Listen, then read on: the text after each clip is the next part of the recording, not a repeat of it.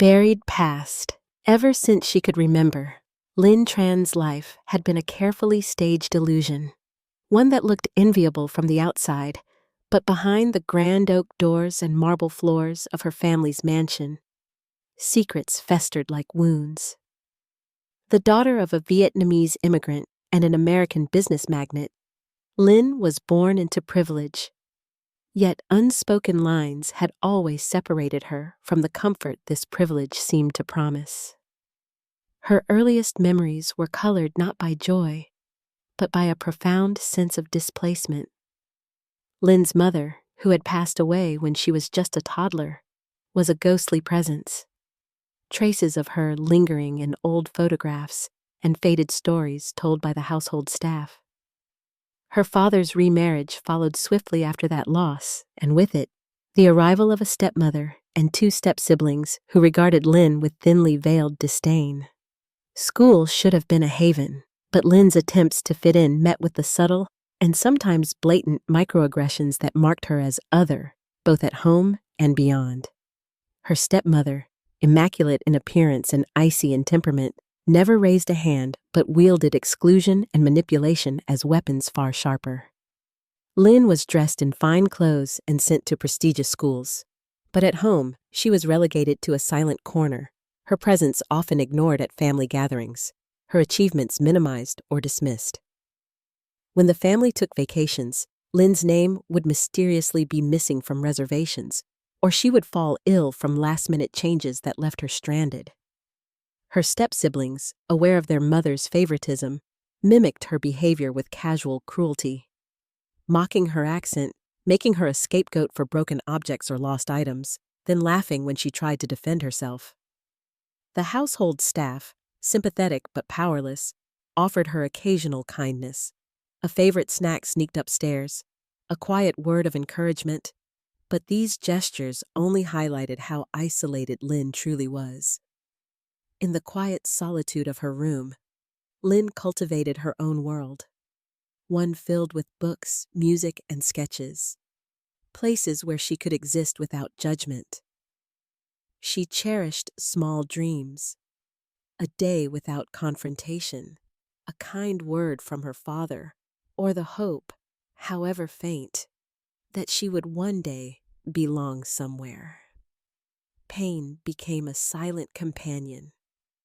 Her grief was a secret garden that grew, year after year, as she watched her father, distracted by business and blinded by his new family, slip further from her reach. Loneliness shaped Lynn in ways she barely understood. She learned to read people's moods, to anticipate cruelty and soften her presence, to become invisible when needed. But beneath this learned compliance was a determination, a quiet vow to survive, to find a voice, to someday rewrite the narrative written for her. Lynn turns 16. The family throws a lavish party, but she is all but invisible, a prop on the margins rather than the star. That night, Lynn looks into the mirror and resolves, for the first time, that her life will not always be defined by the shadows of this house. Somewhere inside, hope stirs, a fragile but insistent seed. Night without escape. The party was over, the echoes of laughter fading into the oversized hallways. Lynn lingered by her bedroom window, the darkness pressing in on all sides. 16 candles, all burned out in a matter of minutes, and yet the real night was only beginning. For Lynn, evenings had always stretched longer than the day. Shadows crept not just over the house, but through every part of her. The household settled into its practiced silence. Downstairs, her stepmother's measured footsteps faded, followed by commands murmured too quietly for Lynn to hear. The staff scurried late into the night, cleaning up after celebrations where Lynn rarely felt celebrated. Alone, she could hear every clock tick, every subtle groan of the house, and the isolation threatened to swallow her whole. That night marked the start of a series of events Lynn would never forget. The stepmother's subtle cruelties began to sharpen. She orchestrated little traps and lies. A shattered vase placed deliberately in Lynn's room, missing jewelry blamed on her. Even her school bag upended to find things she'd never seen before. Her step-siblings became bolder, emboldened by their mother's example. Their taunts grew louder in halls and school corridors, sometimes escalating to public humiliation. One afternoon, Lynn returned from school to find all her books missing, her room a mess, and her stepmother calmly blaming her for the chaos, as though Lynn herself had rioted against her own small sanctuary. Small freedoms were quietly revoked. Lynn found her phone replaced with an old device lacking internet access. Money she'd saved or gifts she'd received quietly disappeared. Worse, her father grew more distant. Preoccupied by business in ever more distant places, he trusted his wife's words over Lynn's tearful explanations. Lynn's few allies, the older housekeeper, a gardener who sometimes smiled kindly, began to distance themselves too, wary of losing their jobs. Stepmother's influence reached everywhere. Desperate for comfort, Lynn began to act out. Nothing extreme, but small rebellions. She skipped dinner, stayed out in the rain under the guise of visiting the library, sometimes came home late just for those brief moments of anonymity. Each act was met with mounting punishment, limited allowance, grounding from the few clubs she enjoyed. Even fabricated letters to school criticizing her performance. The worst, however, was the orchestrated accusation that she had stolen a piece of her stepmother's jewelry. With feigned regret, her stepmother presented evidence, and Lynn was forced to endure police questioning in her own home. Though no charges were filed, humiliation burned deeply, her classmates whispering, teachers treating her with new suspicion. One rainy evening, after yet another heated confrontation, Lynn stood in the foyer, suitcase in hand, only to have her stepmother block the door. "Where would you even go?" she sneered. "No one wants a girl like you." Lynn turned back to her silent room, tears streaming, hope thinning further. Weeks stretched into months, each day a fresh test. The family seemed to close ranks further. Lynn's existence was acknowledged only to be controlled or diminished. Her stepmother spread rumors among neighbors, painting Lynn as troubled, erratic, ungrateful. Even when Lynn excelled at school, commendations were hidden, congratulations left unsaid. When her father called, she clung to hope, but his words were rushed, distracted, full of promises to talk more soon. More than once, Lynn found herself doubting her own reality. Was it truly so bad? Was she really so alone? But the darkest nights brought a strange clarity. In a moment of wrenching solitude, locked in her own room by order of her stepmother after a minor disagreement, Lynn realized she could not survive like this much longer. She resolved to take control of her life, no matter how daunting the risk or how uncertain the road ahead. That very night, as the clock ticked toward dawn, she sketched her first plans for escape, researching scholarships, looking up shelters, making a list of any friend's numbers she could remember by heart.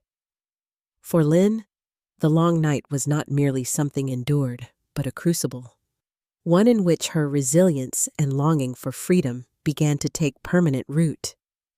When she finally drifted to sleep as the first weak light filtered in, she understood that escape was no longer a dream, but a necessity. The days of being trapped in the depths of someone else's darkness were numbered. Shining through the darkness. The first night away from home was thick with fear and adrenaline, a blur of fluorescent bus lights and the humdrum quiet of a city that never truly slept. Lynn dragged her single suitcase through unfamiliar corners, every step echoing her uncertainty. The world beyond those grand marble floors was both terrifying and exhilarating, a jagged edge she would have to learn to walk alone. She spent her first weeks bouncing between the worn linoleum floors of a women's shelter and the cramped guest room of a friend whose kindness bordered on charity. Each day brought new challenges: navigating public transportation without help, scraping together enough money for food and hygiene supplies, hunting down free Wi-Fi at libraries to complete her homework assignments. There were nights Lynn lay awake, listening to the soft snores of strangers only a thin curtain away, clutching her phone for comfort, even when there was no one to call. Despite the exhaustion, Lynn discovered a strange sense of freedom in her independence. For the first time, each sunrise did not mean treading carefully around unkind voices or hostile looks. It meant a chance to carve out a space for herself, no matter how humble.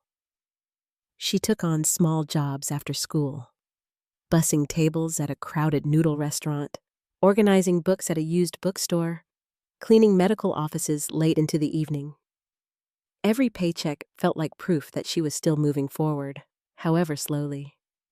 She kept her life at school and her private battles strictly separate. Classmates assumed her tired eyes were due to late-night study sessions. Some teachers, suspecting her struggles but lacking details, offered extra tutoring or a gentle word. Lynn accepted each crumb of support with cautious gratitude, careful not to draw too much attention to herself. The hardships were real and often overwhelming. There were days when Lynn's grades slipped or when she wondered if she would ever feel safe again. Sometimes the loneliness pressed so hard she thought she might break. Yet it was in these moments, curled up with a borrowed library book or sharing instant noodles on the shelter floor with another runaway girl, that Lynn recognized something beautiful taking root: resilience and a budding sense of community. Along the way, she met a handful of people who believed in second chances. Mrs. Whitaker, the elderly librarian with sharp eyes and a softer heart, noticed Lynn's hunger for both knowledge and belonging. She quietly set aside stacks of books Lynn might like and sometimes left a sandwich in the break room by accident. The restaurant manager, Mr. Nguyen, offered extra shifts and years later became a surrogate father figure, guiding Lynn through applications for food assistance and scholarships. As the months rolled on, Lynn's efforts began to bear fruit. Her grades rebounded, powered by sheer will and stolen moments of study between jobs. She received a letter with the school's insignia, offering a partial scholarship for her senior year. Lynn's pride at that moment was not loud. She simply pressed her hand to her chest and allowed herself a rare, small smile. With increased financial stability, Lynn was able to rent a tiny studio apartment, a single sunlit room above a noisy boulevard. It was nothing compared to the luxury she'd left behind, but it was hers. She filled it with inspiration boards, thrifted furniture, and potted plants rescued from clearance tables. Most importantly, it was filled with the certainty that she had made it through the worst. What shone brightest through the darkness was not just Lynn's newfound independence or her string of small victories, but her willingness to reach out to others. Remembering her own isolation, she began volunteering weekends at the shelter she once called home, tutoring younger girls and helping them navigate the daunting world outside. Her circle of support grew: fellow volunteers, teachers, and a diverse group of friends who understood what it meant to start from nothing. Slowly but steadily, Lynn came to see her scars not just as marks of pain, but as evidence of surviving. When classmates marveled at her work ethic, or teachers cited her as an inspiration to others facing adversity, Lynn experienced the first real stirrings of self-worth. Her journey through that long, starless darkness had not only refined her resolve, but illuminated the path for those who would follow behind. As graduation approached, Lynn stood on her tiny balcony and let the city lights wash over her. The shadows of her past no longer felt inescapable. Instead, she saw them for what they truly were: a backdrop against which her unwavering spirit had finally begun to shine. Return, under disguise. By the time Lynn Tran set foot in the city of her childhood again, nearly a decade had slid quietly past. She'd rebuilt herself from the ashes of who she once was. No longer the lonely girl pressed into the margins of her own family's story, but a woman defined by relentless ambition and quiet resilience. Her name, on every official document, on every work badge and university article, was now Lily Tran. Her face had matured along with her mind, softened but sharpened all at once by years of hard work and independence. Had anyone from her past life spotted her now, in tailored suits, moving with a self-assurance she'd never once pretended to own as a teenager? They might have paused, squinted, and dismissed the resemblance as a trick of memory. Even as the sky outside her train window gave way to the familiar lines of her old city, the glass towers, the meticulously landscaped parks, the billboard advertisements for luxury brands she'd once associated with emptiness. Lily's heart pounded between excitement and anxiety. She wasn't here on a whim. Every step of her return had been calculated. The job offer she'd accepted at a hedge fund with discreet ties to her family's business holding. The apartment she'd chosen, close enough to keep watch, but far enough to remain anonymous. The new network of associates she'd quietly built, none of whom had ever known the scared girl she'd left behind. The city itself was different. Or maybe she was. From her first night back, Lily found herself oscillating between two worlds, the world of her deliberate constructed adulthood and the world of childhood ghosts whispering at every street corner.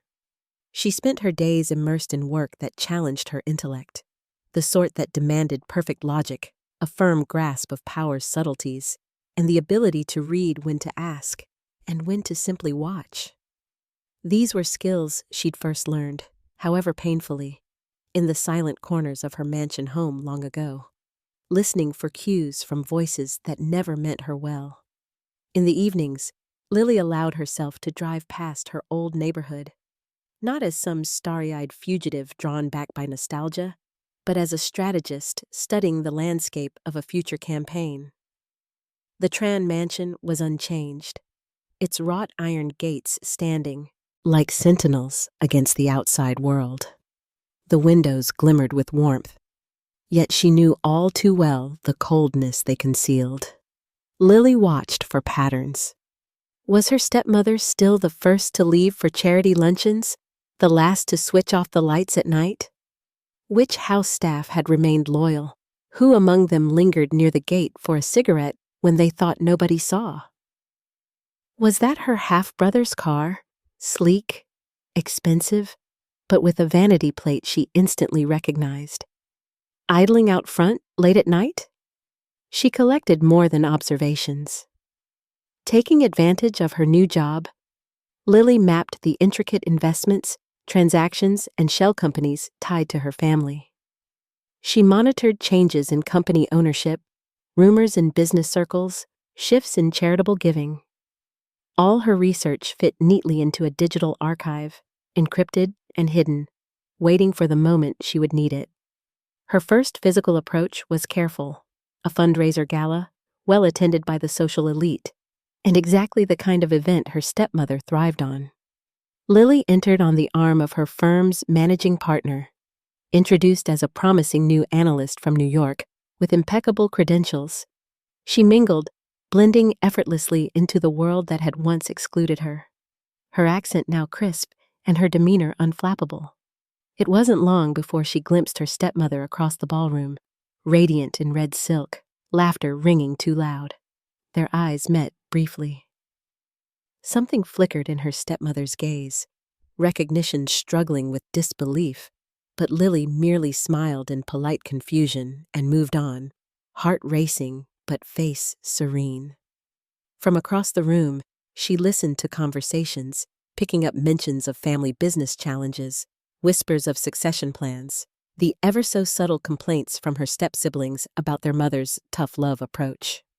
In the weeks following the gala, Lily set up quiet meetings with people whose loyalty she suspected could be swayed. She visited the elderly gardener who had once slipped her bread rolls after dinner, now tending a city park.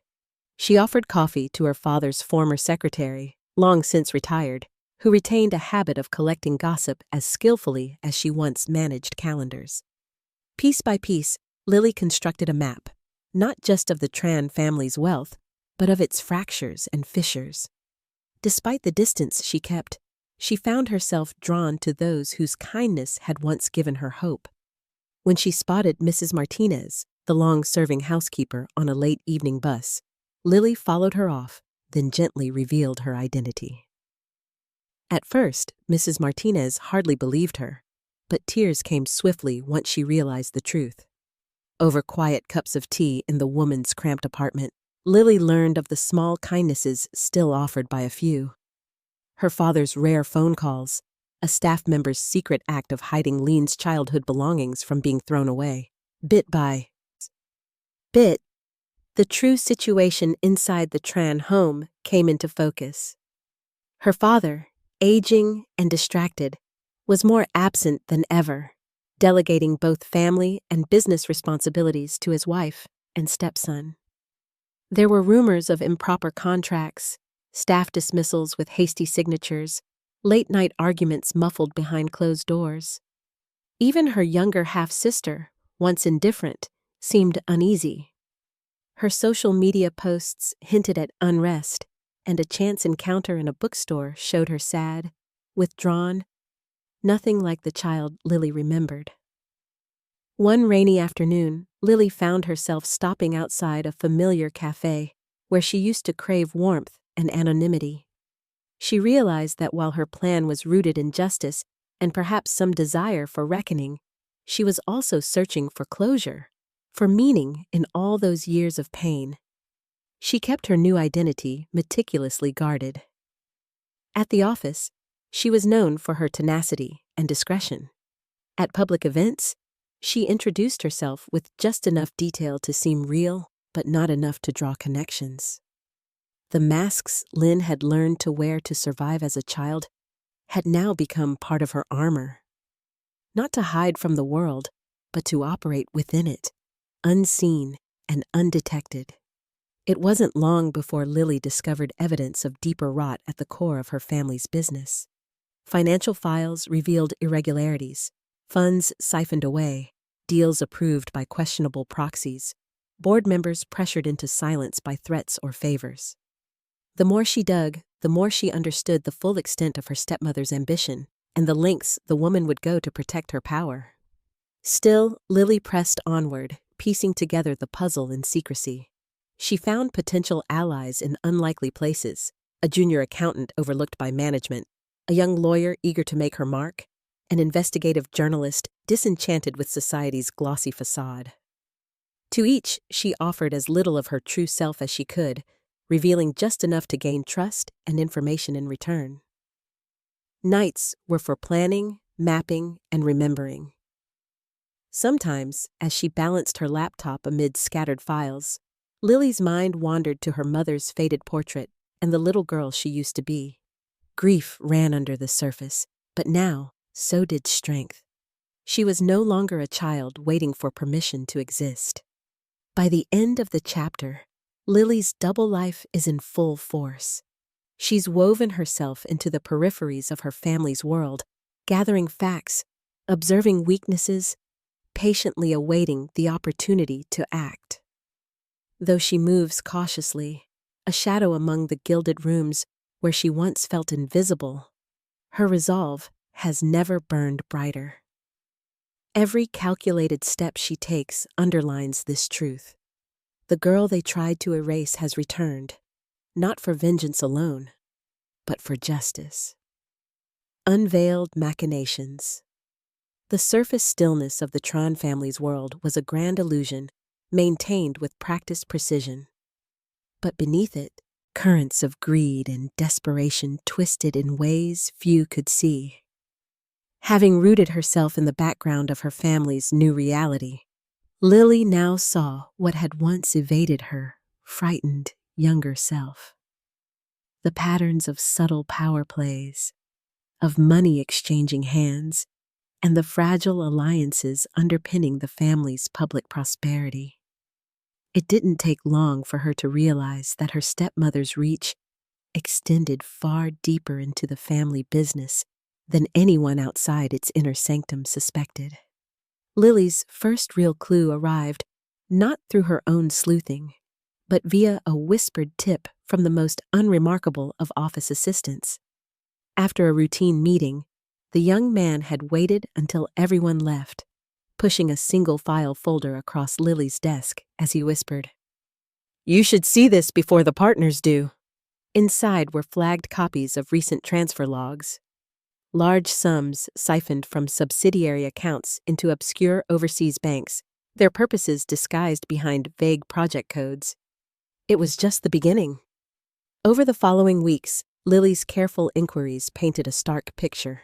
Her stepmother, once content to reign over the household, now orchestrated a silent coup for control of the Tran Group's largest assets. Lily sifted through quarterly reports doctored to hide losses, loan applications bearing forged board signatures, and contracts with new vendors whose shell companies traced back to the same law firm frequently employed by her stepmother's own brother. This scheme, Lily discovered, was neither impulsive nor amateurish. It had been developing for years, the slow accretion of power enabled by her father's declining health and trust in his wife. Her stepbrother Paul had been installed as a junior executive, but Lily's analysis of meeting notes and decision flows revealed he was little more than a figurehead. His mother wielded the true authority, leveraging his signature and cheerful persona as her mask. What disturbed Lily most was the blending of the personal and professional. Staff inside the Tran home had suffered as collateral, loyal employees dismissed and replaced with outsiders devoted to the stepmother. Long-serving managers at the main company branch quietly resigned or were paid to keep silent, their loyalty replaced by transactional obedience. Any dissenters were branded as incompetent or, in more egregious cases, accused of financial misconduct. When Lily cross-referenced names from firing lists with transfer logs, she saw a chilling pattern. Those who departed invariably had their severance packages delayed until they signed NDAs and non-disclosure clauses stricter than industry standards. Still, for every gap in her stepmother's wall of secrecy, there were traps set for the unwary. In her old home, Lily's few remaining confidants, like Mrs. Martinez, were now under constant surveillance or burdened with impossible workloads. Attempts to reach sympathetic employees at the company were often met with wariness. "I have a family, you know. I can't help you," one payroll clerk admitted, not meeting Lily's eyes after she inquired about irregularities in pension contributions. It was surveillance that startled Lily the most. Gone were the days of staff chatting in the halls or exchanging gossip with drivers. Now, phone calls between managers seemed strained and brief. Company cell phones carried speech-detecting software under the guise of compliance monitoring. Lily herself took careful precautions, backing up critical files to encrypted drives stored away from any address linked to the family. Her apartment was swept for bugs, both digital and physical, a few times each month out of sheer caution. Stepmother's campaign was not limited to economics. The family's public image, curated with expensive charity galas and glowing magazine features, was used as both armor and weapon. When an investigative article about labor issues at a subsidiary surfaced, the stepmother staged a publicity event, donating to a youth scholarship in her late husband's name, inviting press for tearful speeches touting family values and heritage. The rumblings of dissent were quickly drowned in sympathetic headlines. This web of deceit might have remained invisible if not for the few honest people left behind. Mr. Yamamoto, an accountant on the verge of retirement, took a quiet risk. He arranged a clandestine meeting with Lily at a cramped tea house, sliding over a battered notebook. "Some things didn't add up when I audited last quarter," he said softly, hands trembling as if even the wallpaper might be listening. Lily read it cover to cover, finding discrepancies in fixed asset write-downs, suspicious consulting fees, phantom employees, and wire transfers to vendors with no online presence. She widened her circle, reaching out to others hurt by the family's greed. Former nannies, drivers, junior executives, even a cousin in legal trouble after refusing to sign a falsified report. Their stories, at first fragmentary, revealed a familiar pattern: punishments for disloyalty, systematic blacklisting, the relentless erasure of anyone who stood in the way. At every turn, Lily ensured her actions were invisible. She encrypted evidence, stored physical documents in trusted hands, and spoke in code on burner phones when coordinating with allies. Through an anonymous tip, she helped a journalist publish a seemingly disconnected exposé about shell companies, enough to rattle the board, but not to link back to her. All the while, the stakes rose. Lily learned of a pending merger that would effectively transfer voting control of the Tran Group to a private contractor, another shell entity, its ownership hidden behind a network of trusts that, with careful digging, Lily tied back to her stepmother's side of the family. She realized with a cold certainty that time was running short. Once the deal was done, even dramatic revelations might prove futile. Her drive was not just vengeance, but protection. She kept watch over her father, now increasingly isolated and medicated, his signature procured without clarity. For her little half-sister, once a spoiled child, now a sullen teenager overlooked by the stepmother, Lily left subtle signals: a forgotten book with a note, a shared glance in a bookstore, words of warning cloaked as small talk. Not all decent people in the family were yet lost, but their window to resist was closing. The emotional toll was fierce. Some nights, Lily awoke from dreams of her childhood home, safe and whole, only for reality's cold logic to intercede. Through her exhaustion, she steeled herself with memories of suffering, the loneliness, the calculated humiliations, the nights spent staring at the door, wishing for someone to open it. In this crucible, Lily's resolve hardened. She stopped thinking of herself as a victim or even a survivor. Now she was a shield, sometimes only paper thin, but determined. Her quest to reveal the rot within the Tran family was not a single act, but a campaign to document every theft, protect each honest ally, and when the moment was right, strike with the accumulated weight of truths too many had wished away. As this chapter closes, Lily's dual life is more perilous and more purposeful than ever. The fragile network of integrity left inside the Tran orbit looks to her, knowingly or not, as their last defense. The storm is coming, and for the first time, Lily is not running, but anchoring herself in the swirling chaos, readying herself to bring the hidden crimes into the light. The power of judgment. With months of relentless investigation and strategy behind her, Lily Tran knew the edge between bravery and recklessness grew thinner every day. Her digital archive was bursting with evidence: financial irregularities, signed confessions, timelines linking every shell company and payout trail. The pieces had finally come together, forming a damning portrait of corruption, abuse, and calculated betrayal, not just of her father, but of countless innocents under her stepmother's rule. Her preparations began with caution, her voice shielded behind false email accounts and encrypted phone calls. But soon, the restraints came off, and so did the mask she had worn for most of her life. Lily's plan would unfold on several fronts, hitting each party at the heart of their transgressions. She started with legal authorities. Working with a discreet and, crucially, incorruptible attorney she'd befriended during her initial research, Lily presented a meticulously organized dossier to investigators specializing in white-collar crime. Dozens of scanned documents, timelines, and whistleblower testimonies painted a comprehensive case. Each name included in the file had been checked and rechecked for guilt. Guilt did not, in Lily's world, deserve the protection of shadows. On the business front, she leaked damning papers to the board of directors, many of whom had suspected malfeasance in the family's ranks, but lacked the courage or evidence to challenge the all-powerful matriarch. Boardroom politics shifted overnight as clandestine phone calls and late-night meetings multiplied. The carefully curated illusion of unity and prosperity began to unravel in a matter of days, as accusations were whispered, alliances redrawn, and a few brave associates publicly demanded transparency. While few in the public knew Lynn's real identity, Lily used her anonymous connections to feed key stories to investigative journalists. Magazine covers that once flaunted her stepmother's philanthropy now swirled with allegations of financial deception, backroom intimidation, and staged charity.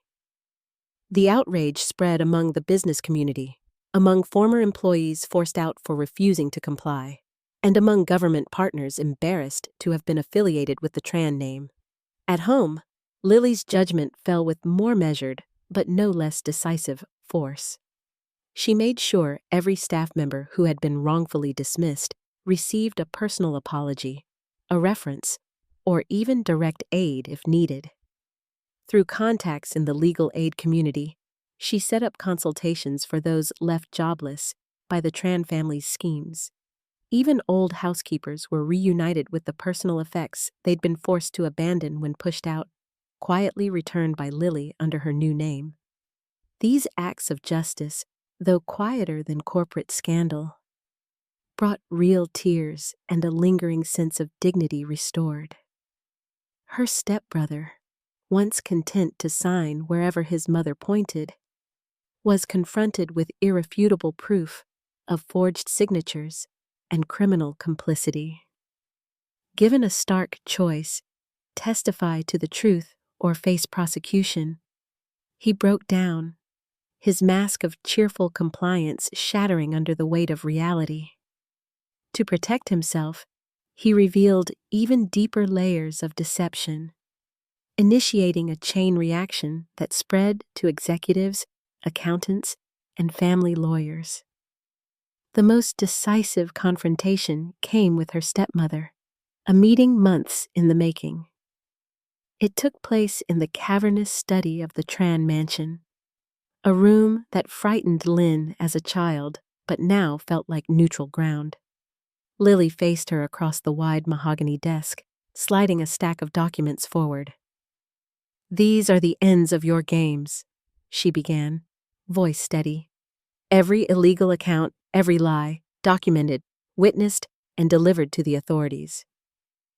You can choose to cooperate, but you can't escape." Her stepmother, ever composed, always in control, finally faltered. The anger in her eyes was replaced by something Lily had never seen before: resignation. All the evidence, all the friends in high places could not save her from the truth this time. The legal reckoning was swift. Police arrived at dawn, escorted by legal teams and media vans. Lily watched from across the street as her stepmother was taken away, in handcuffs, her every public pretense falling away under the harsh glare of floodlights. News stations replayed the footage across the city, and within days, social circles that once circled the Tran family like planets around a sun dissolved in scandal and self-preservation. But the judgment Lily exacted was not merely punishment. She advocated for the restoration of what had been lost. The family company underwent an intensive audit, this time with external oversight. Employees lost to rumors and retribution were rehired wherever possible, and new policies guaranteed real channels for reporting abuse or fraud.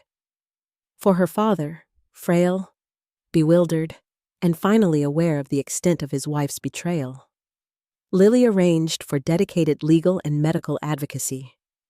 His care would no longer be left to those who saw him only as a means to an end.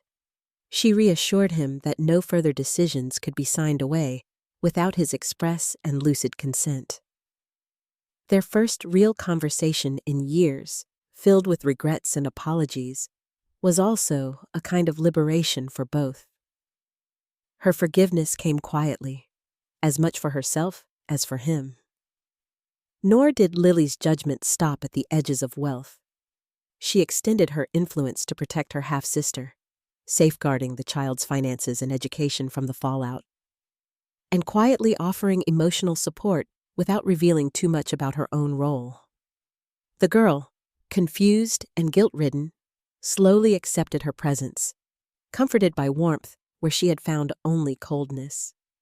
Yet as justice spread, Lily found her feelings unexpectedly complex. Triumph mingled with sorrow. Holding others accountable demanded a toll on her spirit.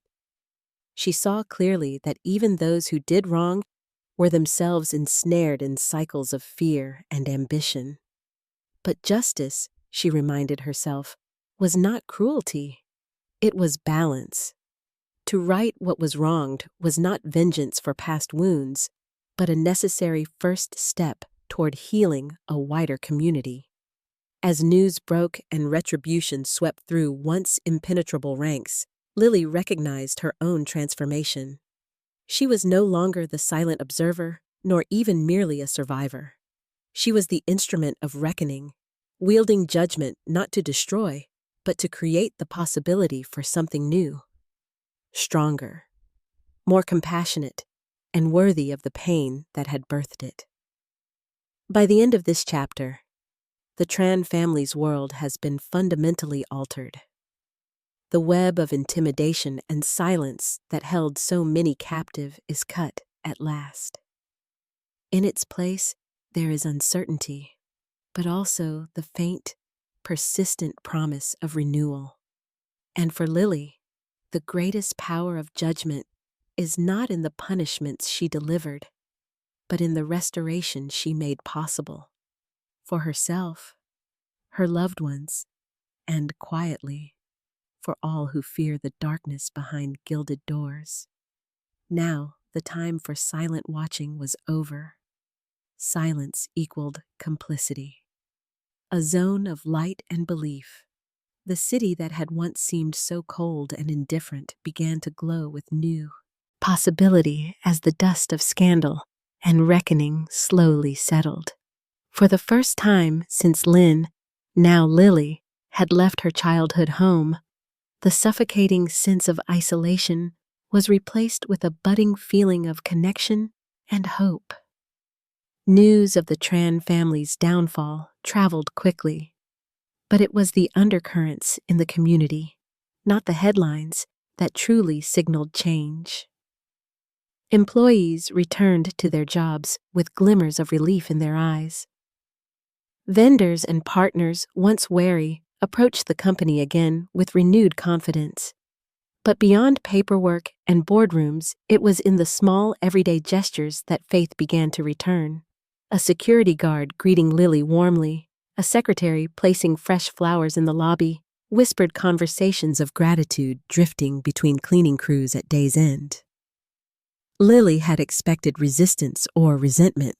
She had, after all, exposed decades of corruption that implicated more than just her stepmother, but instead, she was met with cautious respect and, in some cases, heartfelt thanks. Those who had been wronged came forward, drawn by the promise of real change. Slowly, Lily realized that her campaign against her family's abuses had sparked something vital. A willingness among others to believe that integrity was possible and that fairness could be restored, even after years in the shadows. She took care to ensure these early sparks were not snuffed out. Together with a newly appointed human resources director, a woman hired for her remarkable honesty and empathy, Lily launched initiatives for transparent pay, anonymous reporting hotlines, and mentoring programs for junior staff. She worked tirelessly, forging partnerships with local nonprofits and shelters, particularly those supporting vulnerable youth and immigrants like herself.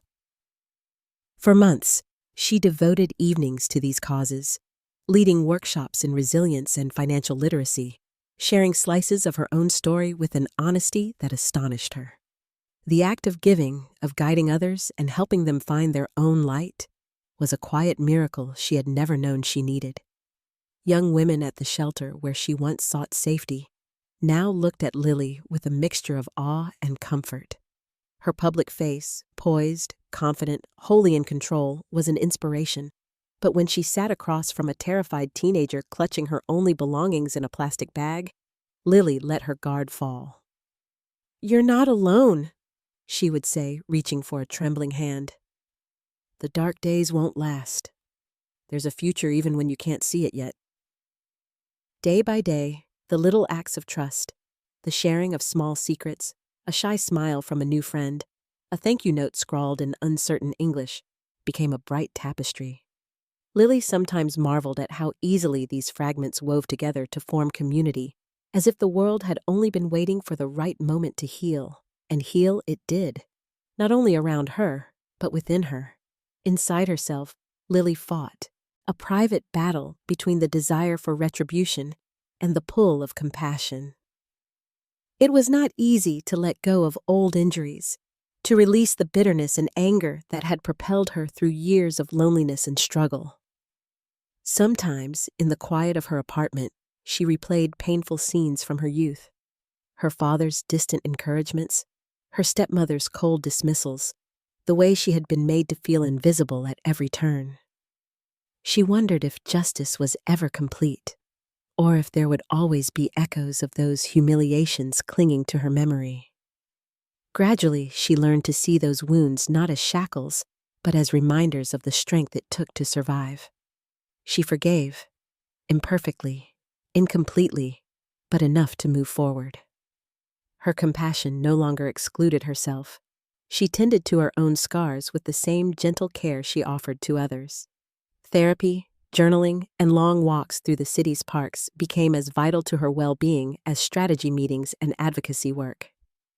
Her father, frail but finally lucid, asked for more time with her. They shared slow conversations over tea, sometimes lapsing into comfortable silence. There was no dramatic apology, but a gradual weaving together of trust. Lily watched as he, too, rebuilt his life, supported by caring professionals, distanced from the manipulations that had once defined his days. With time, even her half-sister began to visit, tentatively seeking mentorship. The younger girl, previously lost in her mother's shadow, wanted to learn from Lily's experience. Through these small, genuine connections, the remnants of family, once a source of so much pain, became a harbinger of hope. Within the company, true transformation became contagious. Some of the most steadfast former critics became Lily's greatest allies. They saw in her what they longed for themselves: the courage to call out wrongdoing and the patience to rebuild trust. Together, they created a culture unimaginable just a year prior, where ethical behavior was not empty rhetoric, but the core of every decision. Outside, Lily's outreach programs began to ripple beyond her own organization. She was invited to speak at universities and community groups, her name becoming synonymous with second chances and quiet determination. She steered clear of celebrity, declining interviews that threatened to sensationalize her pain. Instead, she focused on action, building scholarship funds, advocating for workplace policies that protected the powerless, creating safe spaces for others to reclaim their voices. There were setbacks, of course. Not everyone was ready to believe in the new world Lily worked to create. Skeptics circulated rumors, a few former adversaries attempted sabotage, and occasionally Lily's own insecurities rose up, whispering doubts. But the difference now was that she was not alone. Her network of supporters, once hesitant and dispersed, stood with her. They countered cynicism with facts, marshaled evidence when needed, and most importantly, reminded each other why the fight for a brighter future was worth it. Underneath it all, Lily came to see that belief, real, communal belief, was both fragile and powerful. It required tending, conversation, forgiveness, and relentless honesty. The light that had begun as a flicker in her darkest nights expanded now into something that illuminated not just her own path, but the futures of many. Bit by bit, hope became less a struggle and more a shared inheritance.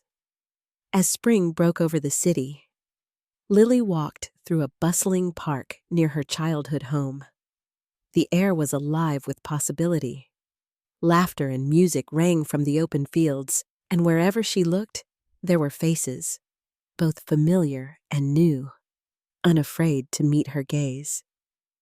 This, she understood, was the fullness of her journey, not simply surviving or even winning, but building a zone of light sturdy enough to hold many hopes at once. The darkness behind those gilded doors had seemed unmovable. Now, in its place, was belief, a belief hard-earned and finally, freely shared. The price of crime. In the wake of the investigation and public reckoning, the illusion of invincibility surrounding the Tran family's adversaries finally crumbled. What followed was not just court proceedings or newspaper headlines, but a relentless, all-encompassing unraveling, a price exacted in many forms for years of deception, betrayal, and cruelty. For Lily's stepmother, the transformation was both rapid and devastating. An image built over decades, as the poised matriarch, the charitable society leader, the heart of an enviable household, evaporated as evidence of her schemes became public. She was arrested during the early hours, the house that once shielded her ambitions now surrounded by police tape and curious reporters. The ensuing legal battle was fierce. Prosecutors, armed with Lily's meticulous dossier, assembled a sweeping case.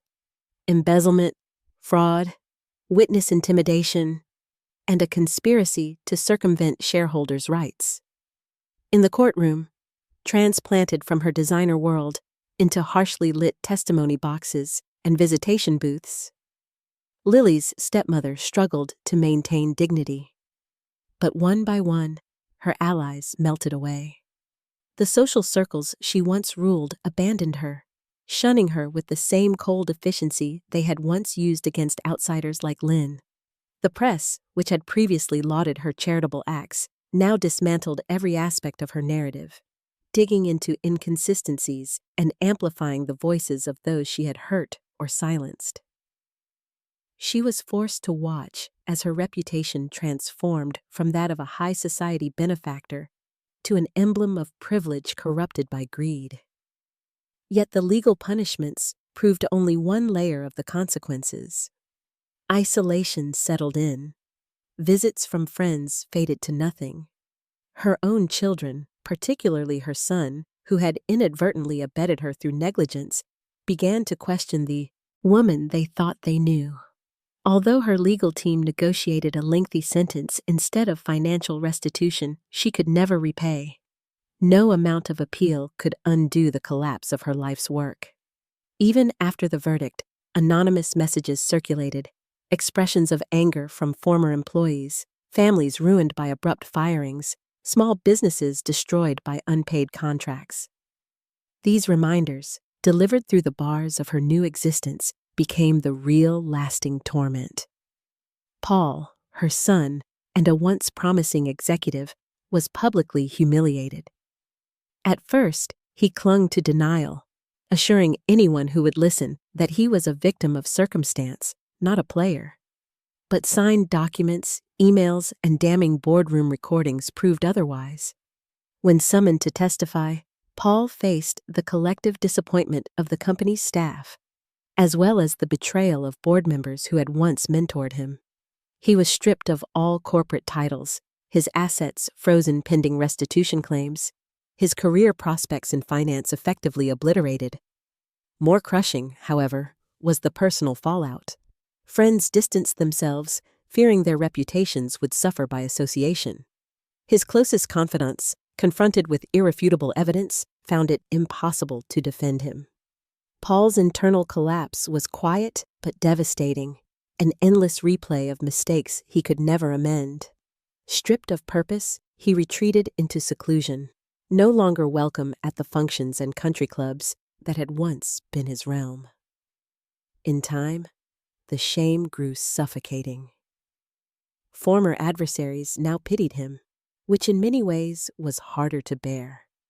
For the household and business staff who had enabled or turned a blind eye to wrongdoing, the impact was deeply uneven. Those who had orchestrated deceit in exchange for short-term gain faced swift dismissal, their names flagged in industry bulletins and whispered on the city's rumor mills. A few, found guilty of complicity in labor injustice or destroying evidence, received criminal charges. Those who had merely obeyed out of desperation endured social stigma and struggled to find employment. The knowledge that silence, too, had a price weighed heavily upon them. Meanwhile, the family's former associates, greedy vendors, double-dealing advisors, outsiders who had feasted on the spoils, discovered the reach of accountability was not limited to the Tran estate. The anti-corruption task force, smelling blood in the water, widened its net. Tax investigations and surprise audits became the new norm, exposing layered networks of kickbacks, bogus contracts, and backroom deals. Boardrooms across the city, once dismissive of rumors about Lily's return, now viewed their own practices through a new lens of anxious self-scrutiny. But legal and financial ruin, though bitter, was not the deepest price paid. For those at the heart of the conflict, the greatest punishment was psychological. A slow poison working through memory, regret, and the realization of just how profoundly they had failed not only those around them, but themselves. Lily's stepmother, so skilled in domination and duplicity, now faced each day with the knowledge that she had built nothing lasting. No children willing to visit, no loyal staff writing hopeful letters, no legacy but a cautionary tale passed around over coffee in law firms and business schools. Her gilded memories were now tinged with shame.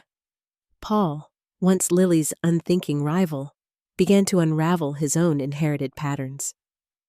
Privately, he sought counseling, wrestling with tuition payments for college degrees that now seemed empty of meaning, and the cold realization that every shortcut taken had produced only loss. For the first time, he acknowledged the pain they had caused his stepsister and began to write. Letters that he never sent, apologies that echoed in empty rooms. Others bore subtler scars. Former staff like Mrs. Martinez, even as vindicated by Lily's intervention, found the process of rebuilding trust slow and painful. Communities that had suffered under the Tran regime now grappled with skepticism toward outside help. The legacy of the stepmother's reign was not quickly erased. Amid all this loss, one subtle but inescapable truth emerged. The true cost of crime was not counted solely in years or dollars, but in futures forever altered. Relationships, once fractured for convenience or profit, filled the city with ghosts of friendships never formed, collaborations never realized. Children left angry or ashamed by the choices of their elders. Still, beneath the ruins, the seeds of conscience sometimes sprouted. A few former accomplices found solace in making amends, volunteering, or donating to causes for workers' rights. Paul, guided by the example of those braver than he, eventually stepped into the light, if not to reclaim power, then to build something honest for the first time. For Lily, watching all this unfold from a careful distance, there was no joy in revenge. What she witnessed was a harsh, sobering justice. If there was any peace to be found, it lay in the new transparency and accountability that flourished where secrecy used to reign, and in the realization, painful but cleansing, that every choice mattered, that the price of moral compromise could never be hidden forever. As the city pressed forward on gentler, firmer ground, the story of the Tran family's fall became a lesson ingrained in its collective memory. Wrongdoing may hold sway by silencing the weak, but in the end, Even the most powerful must answer for the shadows they cast. Cleansing the past. The aftermath of the Tran family's reckoning lingered like the humidity after a summer storm, thick, sticky, and slow to dissipate.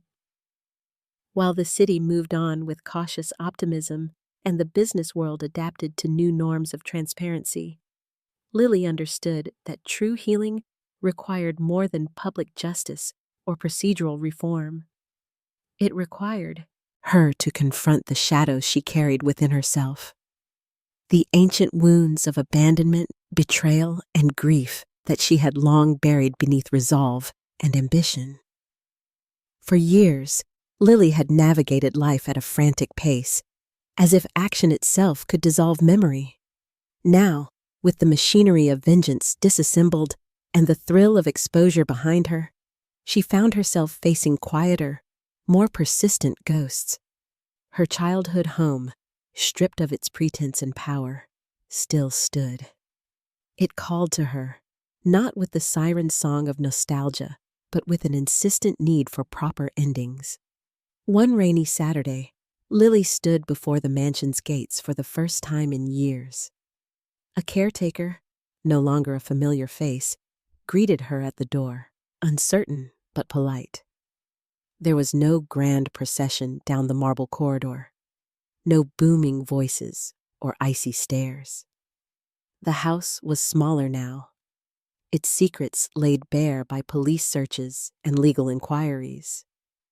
In the library, where once she'd sat invisible at the edge of family gatherings, she found empty picture frames gathering dust atop the piano, half-packed boxes in the corners, and shelves scattered with remnants of a fractured dynasty. Moving through each room, Lily felt the weight of the past pressing in, echoes of shame, the sharp pang of longing for her mother, bitter snippets of laughter that had shut her out, the memory of running her hands over banisters yearning for warmth that never came. Strangely, in the empty space, there was also relief. The grandeur that had once underscored her powerlessness was now just architecture, no more alive than the blank wallpaper in the hall. For the first time, Lily allowed herself to grieve openly for her mother, whose absence had shaped every aspect of her girlhood. She sat in the bedroom where faded photographs still lingered.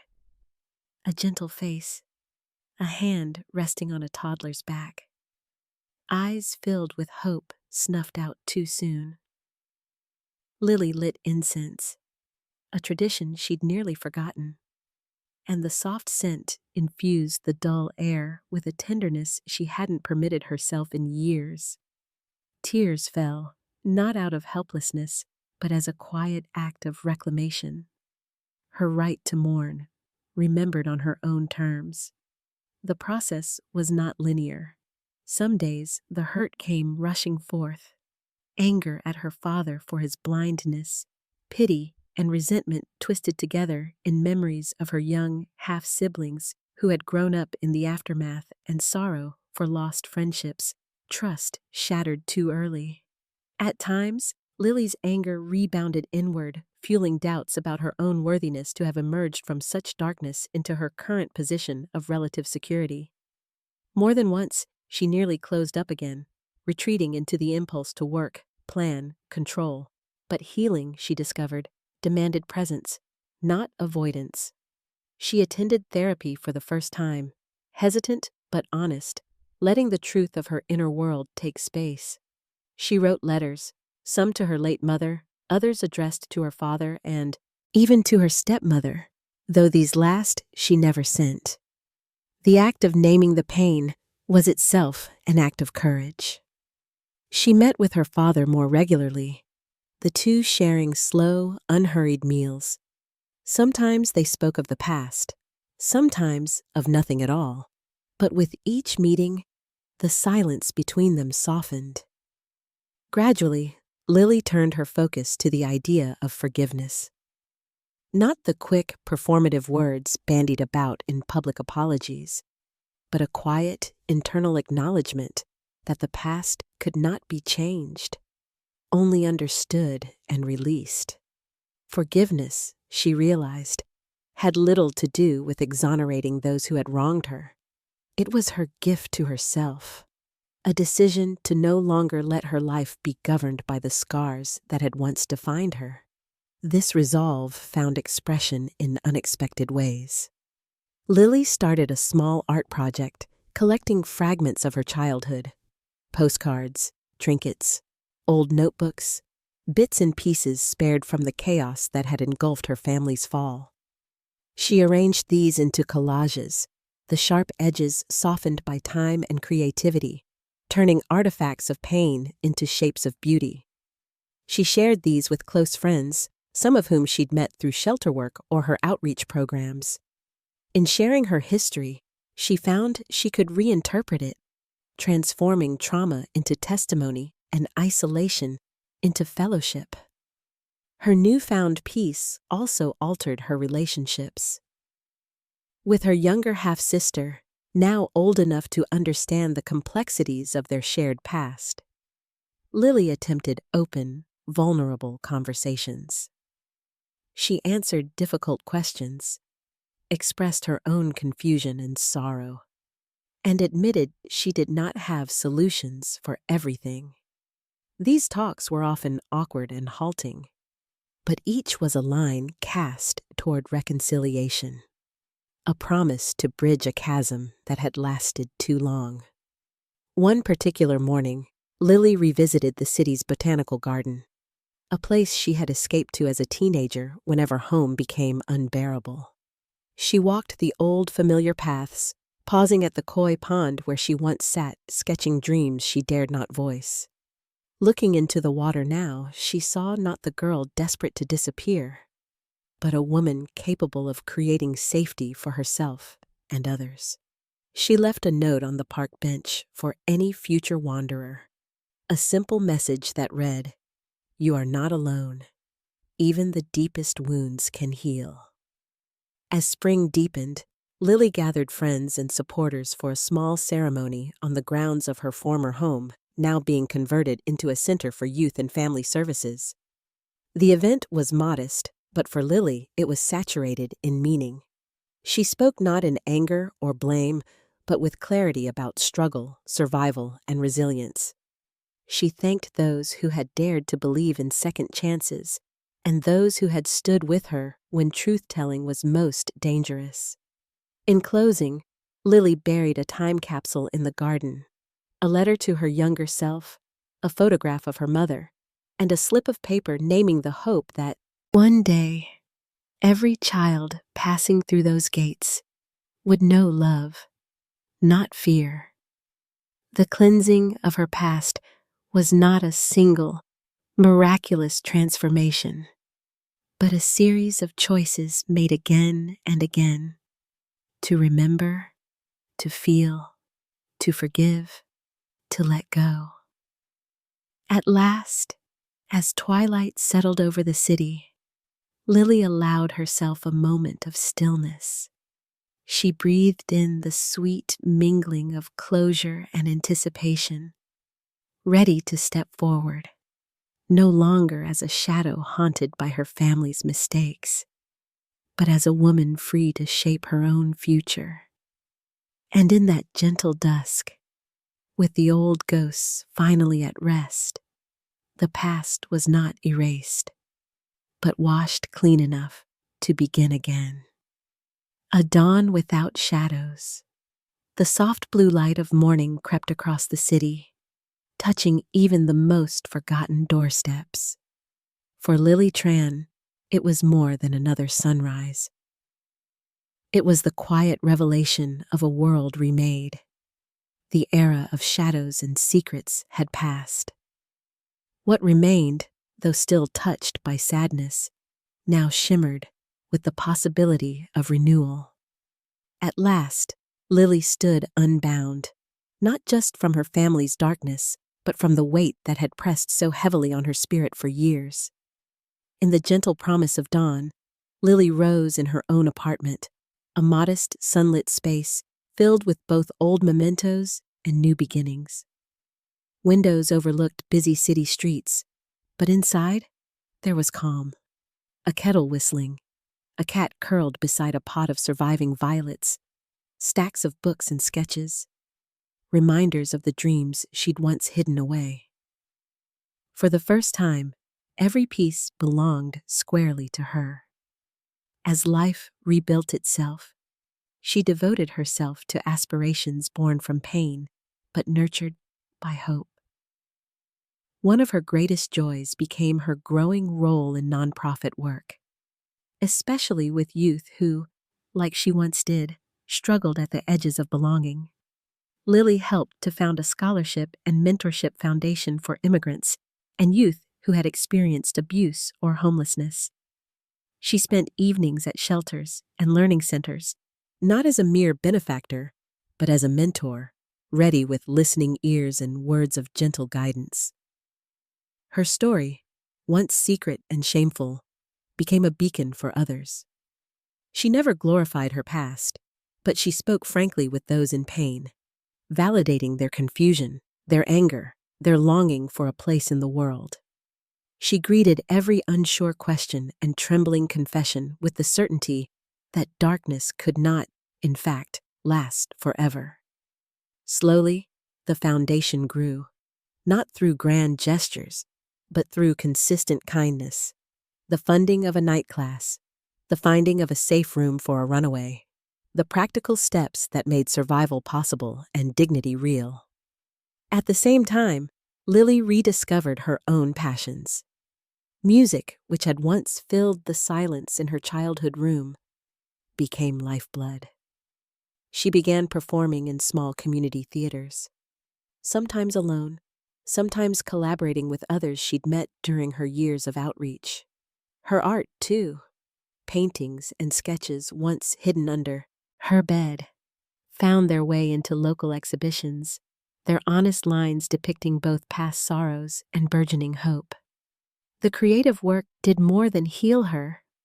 It brought fellowship, the solidarity of fellow survivors, turning hurt into creation.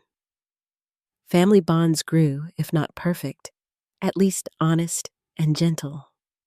Her younger half-sister, now in college, visited often. No longer bound by rivalry or resentment, the two sat together on spring afternoons, sometimes laughing, sometimes lost in companionable quiet. Their conversations, free of old suspicions, spoke of healing not only for them, but for any who choose vulnerability over silence. Her father, growing frail yet more present, found some measure of peace in their renewed relationship. Their time together was unhurried, respectful of the scars, but grounded in forgiveness. Even with the business world, Lily's legacy endured. The company, once a fortress of secrecy and dominance, continued its slow transformation. She remained in touch with new leaders, not as an executive, but as a trusted advisor who encouraged transparency and inclusion. Old staff returned, retrained, and valued. New ethical standards shaped the workplace, and the Tran name, cleansed of its shameful past, became associated with second chances and social contribution. Where power had silenced the innocent before, now the quiet voices were the ones that mattered most. Lily came to understand that true change lived not in single acts of reckoning, but in the discipline of daily care, treating strangers with dignity, championing those who stumbled, refusing to allow the patterns of abuse or cruelty to take root again. She guarded her boundaries, no longer mistaking self-sacrifice for love, while remaining deeply, stubbornly open to new friendships. If she stumbled, she forgave herself quickly, trusting in the steady pull of purpose. Spring gave way to summer, and a new kind of celebration marked the anniversary of her family's transformation. Dozens of young people gathered at the renovated Tran mansion, no longer a house of exclusion, but a vibrant center alive with children's laughter, workshops, and music.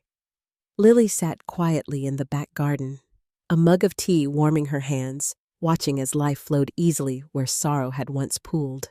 A small child, hair tied with a pink ribbon, clambered into her lap and asked, "Will it always be like this? So many people and not so much yelling?" Lily smiled, brushing a stray petal from the girl's cheek. "I hope so," she answered.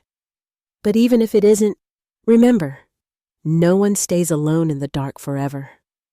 She realized, with a sweet ache, that she had come full circle.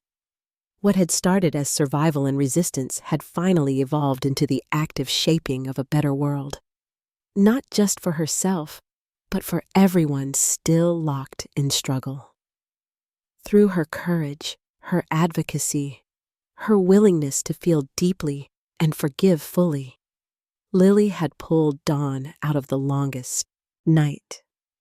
In the quiet hours, she reflected on what dawn truly meant. It wasn't the erasure of sorrow, it was its transformation. Every wound she carried had brought her wisdom and empathy, tools to help others.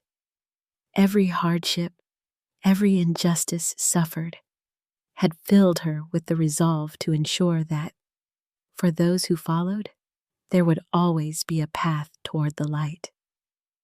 Her journey was not without its moments of sadness, memories that stung, occasional fears that flickered along the edges of joy. But the difference now was that she never let them take hold for long. The shadows no longer defined her, nor did she try to forget them. Instead, she accepted them as part of the tapestry of her life, woven among newfound threads of laughter, music, and love. On the balcony at dusk, city lights twinkling, Lily promised herself never to lose sight of that essential truth.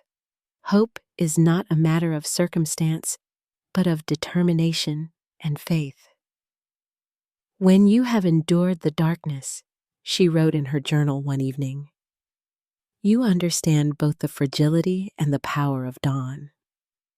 Hold fast to the smallest lights, and one day you'll wake to a world where shadows no longer define you." And so a new era began, not untouched by memory, but illuminated by compassion. For Lily, for her loved ones, for every life changed by courage and care, the sunrise was just the beginning. A dawn without shadows, fragile yet fierce, had at last arrived.